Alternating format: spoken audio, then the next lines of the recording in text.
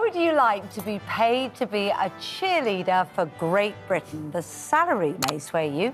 It's a cool £130,000 a year. You did say 130, 130, not 130, 130, yeah. Well, the Cabinet Office is launching a recruitment drive to find a new director for this, the government's flagship Great marketing campaign. Aims to promote the best of the UK abroad, but at £130,000 a year. Do we really need it? Do we really need to showcase our greatness? Doesn't our record sort of speak for itself? Well, joining us now to discuss is former government special advisor, Charlie Rowley, says the job is absolutely necessary and vital. And broadcaster Nina Mishkov, who says it's a complete waste of taxpayer money. So when, you've worked in politics, what is the importance of having someone key in politics to go out there and sell Great Britain? Well, it's a great campaign with a great cause for a great country that we are, and it's making sure that you have that one person that can tie that thread across all of government departments, so working with business, working with the arts and our cultural sector, our educational establishments, to make sure that right across the world, everybody knows what we're up to. Everybody knows how Great Britain is, to invest in the UK, which ultimately generates money for the Treasury coffers that is split across the country, where we all benefit. So it generates, I think it's generated about £4.5 billion. It's got over 850 partners that are involved. That's in industry, that's in enterprise, that's in education, that's in arts and culture. It is a great campaign to sell the UK. How come, if it's so effective, nobody's ever heard of it before? I've never heard of this job before. I've asked everybody I know, no one's ever heard of it. Well, I think that's why perhaps this particular role, at £130,000, which I recognise is a lot of money, is for the right person to come in to make sure that everybody does hear about the campaign. But it's something that I think a lot of businesses have heard of, that people across the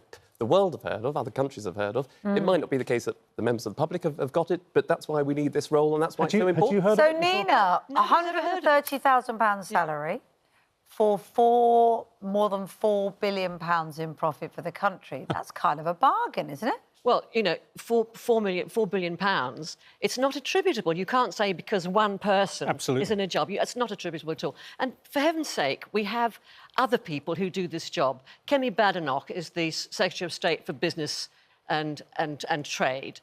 We have British councils, which are operating in 200 countries around the world and are on the ground in 100. Got the royal family. We've got the royal family, absolutely. The royal family. That is their basic point. That's the whole point of them, to go around the world and promote Britain.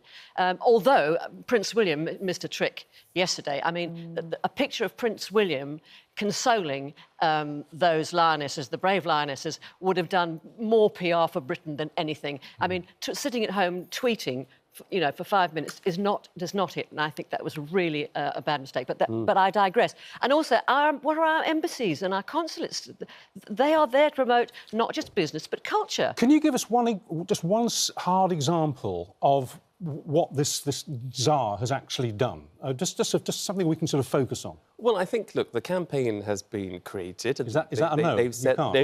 I'm telling you, Richard, they've set up this campaign and it's been highly successful, and it might not just be that the public know about it, which is why you need somebody to do exactly what they do. Can you give us a hard example? Charlie, it's brought together firms like the Premier League, Formula One, McLaren are part of it. It's brought together Northern Ireland and Wales. So our exports, when we export our great Welsh lamb, when we export our great Scottish beef, it all goes through the great campaign, and they are the flagship of the UK right across the world. And I'm an invisible flagship. I'm tired of these naysayers who sort of want to talk the country down and don't want to promote it across the world. Nina, could it be, Nina, that actually the individual doesn't need to be famous, the Czar doesn't need to be famous, as long as he's coordinating, or she is coordinating everything that makes the country famous? Well, I would accept that, but name me one campaign. You couldn't name a campaign. Didn't they get some red pillar boxes in Manhattan?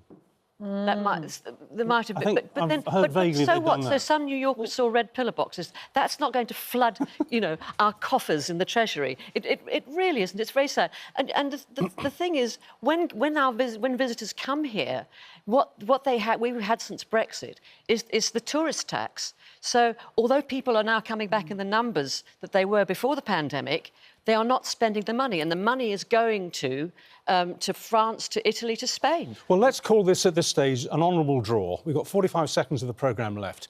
Nina, if you don't mind, I'd just like to finish with you, because you're a broad commentator on many issues. With half a minute left, what do you think about Letby not appearing in court today, and do you think she should be shackled and dragged up?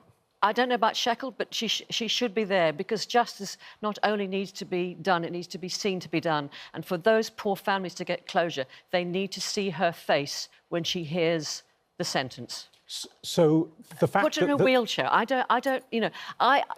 am very liberal and human rights and everything, but this is very important. She needs to hear what her sentence is. She needs to show some kind of responsibility for what she's done. Or at least hear the victim's statements. At least hear absolutely hear the victim's statements. All right, Nina, thank you. Thank you, Charlie. Thank you very much indeed.